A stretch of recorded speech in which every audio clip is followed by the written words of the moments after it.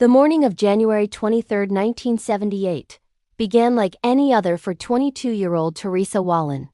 In her modest Sacramento home on Tioga Way, the young newlywed was enjoying a quiet day off, perhaps dreaming of the future she and her husband David were building together. She was 3 months pregnant, a secret life growing within her that represented the ultimate hope. But as she stepped toward her front door to take out the trash, she had no way of knowing that a shadow was moving through her neighborhood. A man who believed that an unlocked door was an invitation to a nightmare. When the doorknob turned and the door swung open, the bright California sun was replaced by the cold, hollow gaze of a killer whose thirst for blood would soon earn him one of the most terrifying monikers in criminal history. Before we descend further into this chilling tale, please take a quick moment to comment, like, share, and subscribe so you don't miss future episodes of the Calendar of Crime. Your support helps us continue to bring these forgotten stories to light and honor the memories of those lost. Richard Trenton Chase did not look like a monster. To the neighbors who saw him wandering the streets in his bright orange parka, he was just a bedraggled, eccentric figure. But inside his mind, a storm of madness was raging. Chase was a paranoid schizophrenic who lived under the crushing weight of a singular, horrific delusion. He believed his blood was turning to powder, and that the only way to save his own life was to consume the life force of others. He had already spent years institutionalized, once even being caught with blood smeared on his face after attempting to inject rabbit blood into his veins. Now he was free, and his hunger had transitioned from animals to humans. Teresa Wallin was a woman defined by her kindness. Her friends remembered her for a smile that could light up a room and a guileless charm that made everyone feel at ease. On that fateful Monday, she had gone to the local market to cash a small check before returning home to her chores. She felt safe in her neighborhood, so safe that she didn't feel the need to bolt the door while she was inside. It was a small, everyday oversight that Richard Chase exploited. He had been testing doors all morning, later telling investigators that a locked door meant he wasn't welcome, but an unlocked one was a sign that he was supposed to enter. The confrontation was brief and brutal.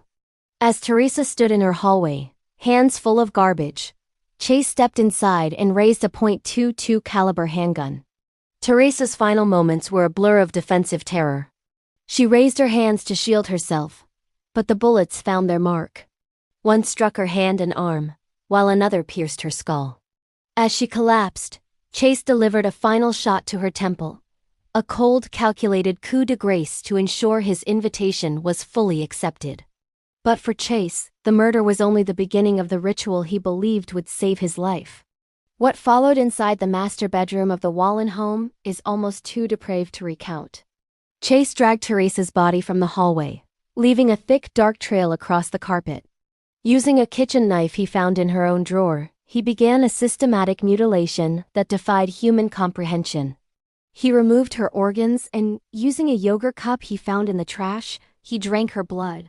To the Vampire of Sacramento, this wasn't an act of malice, but a desperate medical necessity born of a shattered mind. He left her body in a state that would later haunt the veteran detectives who discovered her, a scene of such visceral horror that it seemed to belong to another world entirely. David Wallin returned home that evening to a house that felt wrong. The lights were off, but the stereo was blaring a haunting melody into the silence.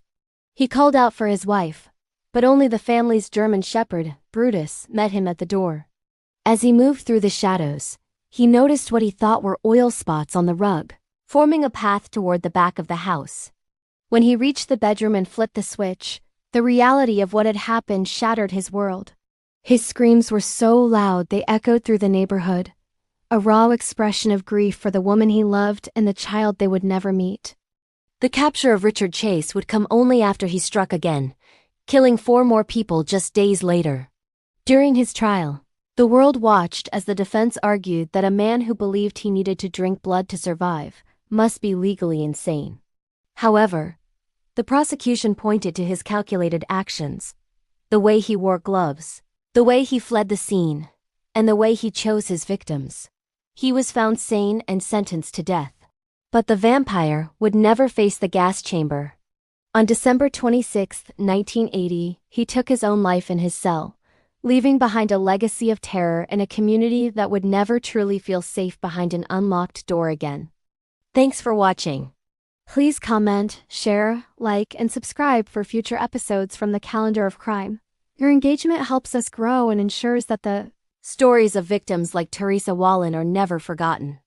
Stay safe and remember to always lock your doors.